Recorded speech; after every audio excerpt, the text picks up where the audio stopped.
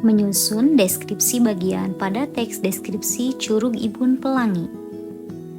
Setelah kita mengenal objek dalam teks deskripsi, langkah selanjutnya adalah menjelaskan bagian-bagian objek tersebut secara rinci. Dalam teks deskripsi, bagian itu disebut deskripsi bagian. Pada bagian ini, penulis harus mampu menggambarkan objek secara rinci agar pembaca dapat membayangkan suasana objek tersebut. Sekarang coba perhatikan gambar Curug Ibun Pelangi ini, apa saja yang kalian lihat?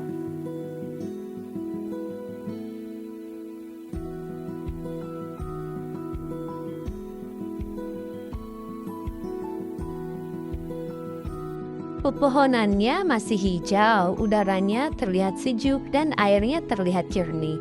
Batu-batunya juga besar, Bu.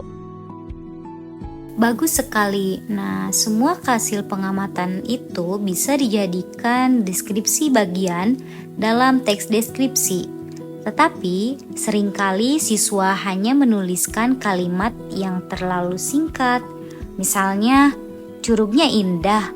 Menurut kalian, apakah kalimat itu sudah cukup jelas?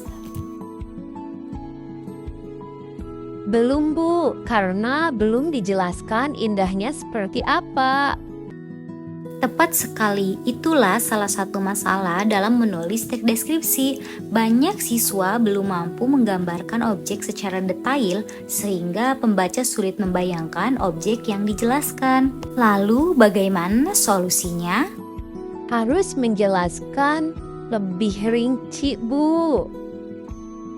Benar, penulis dapat menggunakan pengamatan panca indera seperti penglihatan, pendengaran, dan perasaan. Contohnya seperti ini. Air terjun Curug Ibun Pelangi mengalir deras dengan air yang jernih. Suara gemericik air terdengar menenangkan, sementara udara di sekitarnya terasa sejuk karena dipenuhi pepohonan hijau. Kalimatnya jadi lebih jelas dan mudah dibayangkan.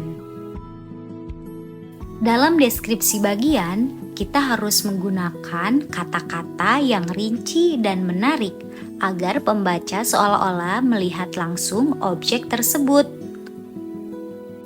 Selain itu, penggunaan kata sifat juga penting, misalnya kata jernih, sejuk, indah, dan asri.